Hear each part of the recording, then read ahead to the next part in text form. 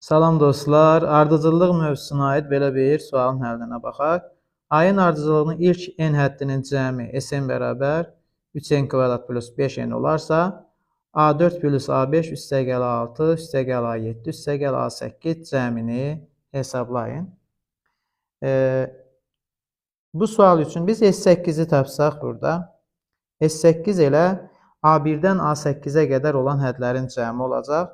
Yəni 3 vurulsun 8-in kvadratı üstə gəlsin 5 vur 8. Bunu hesablasaq 232 edər. Əgər biz S3-ü tapsaq, yəni verilmiş bu cəm düsturunda n-in yerinə 3 yazsaq, alarıq 3 vur 3-ün kvadratı üstə gəlinsin 5 vurulsun 3 bərabərdir 42 edəcək. Biz S8-dən S3-ü çıxsaq, yəni 8-ə qədər hədlərin cəmindən 3-ə qədər hədlərin cəmin çıxsa, elə A4 üstəgəl A5 üstəgəl A6 üstəgəl A7 üstəgəl A8 cəmini taparıq.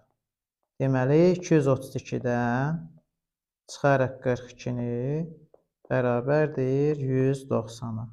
190 elə bizdən soruşulan cəm olacaq.